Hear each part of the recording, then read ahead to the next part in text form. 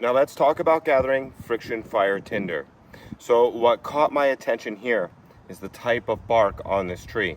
Now it doesn't matter what type of tree or what type of brush it is, it's the material properties we're after. We're looking for something here that can hold an ember, that we can put that in and it will grow and grow and grow and produce a flame. So what I see here is this bark. I'm going to show this here. I'm going to peel this out.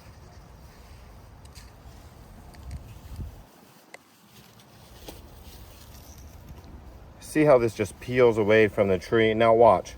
When I squeeze this, see, it doesn't crumble like a potato chip. It shreds, kind of like hair.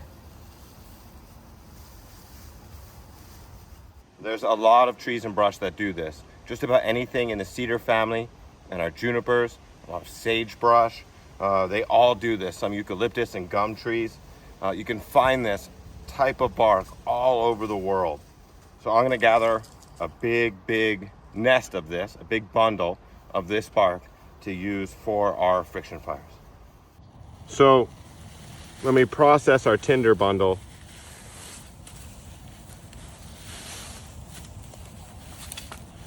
it's important that we break down our fibers fairly fine.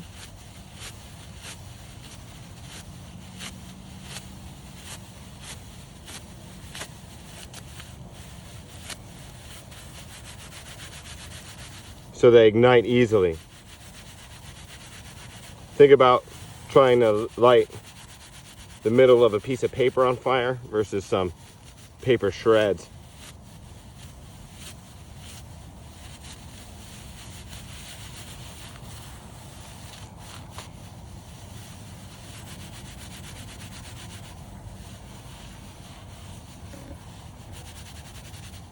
Once we have it very fine like this, it's very important to compact it.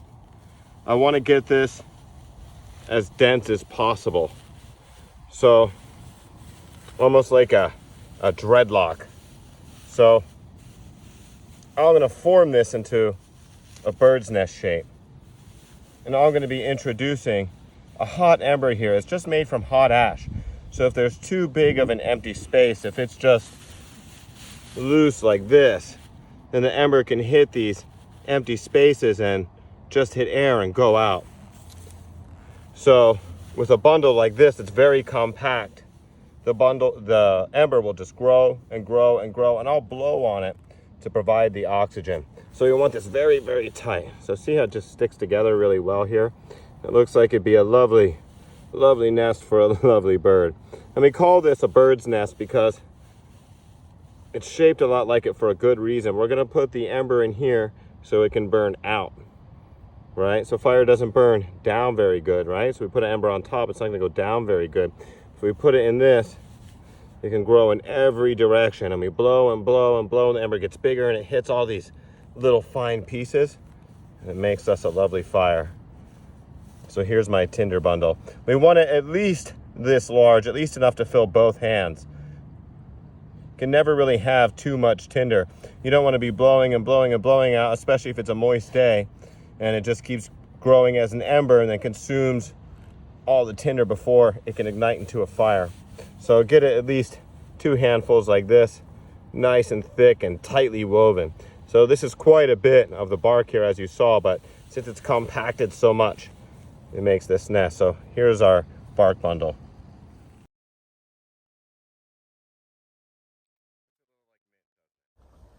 So stinging nettle contains ballast fibers.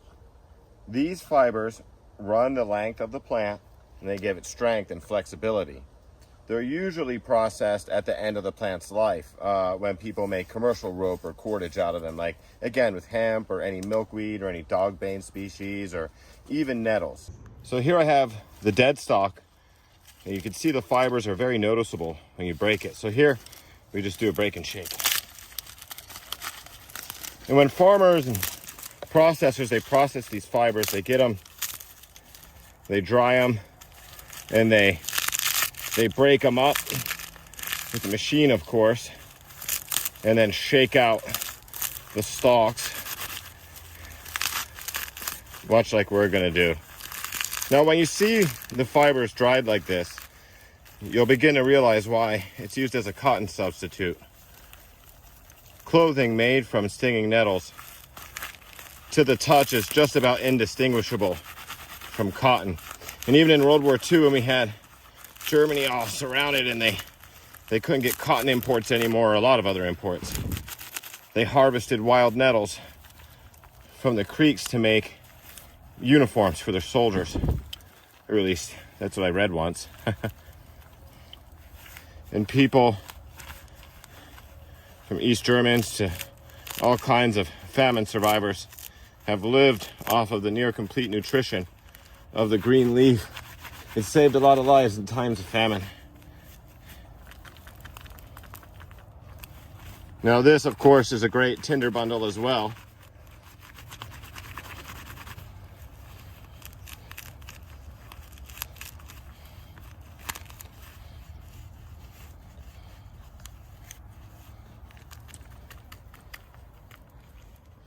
So if we are going to use some type of leaf for tinder, one way to sample it to see if it's good, of course, any dead, dry vegetation we can get in some circumstances is fine. But if the leaves, when dead, stick together like this, they make a ball like this. Now this is mugwort, sycamore, and lots of other things do this. It has a bit of a fur on the back. Once it's dead and dry, it kind of binds it into these tinder balls.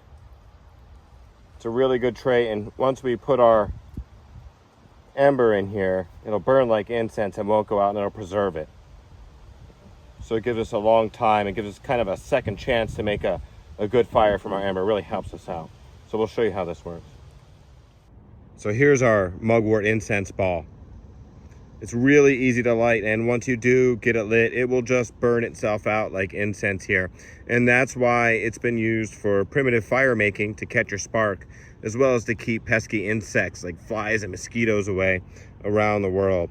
Some places where insects are fierce, you know, smoke is the only thing that are going to keep these guys away. Places like Alaska and some mountains. And these balls here will just go and go and go and keep you good to go in your working area. You can put a few of these around you, keep those mosquitoes away.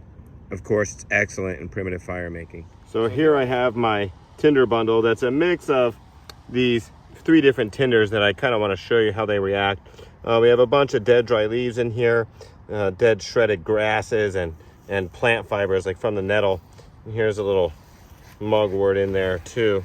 And again, we have this bird's nest, right? A couple handfuls here, nice and thick. See how woven that is? It looks like a nice little robin can live in there. Now, regardless of the material, it's important that you break your fibers up fine, your leaves up fine, your bits up fine, and compact them very tightly together.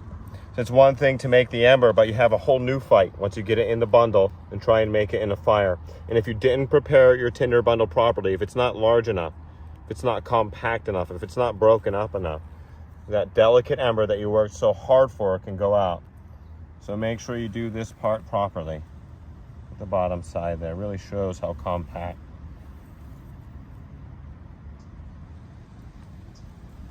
Take your time, do it right. Okay.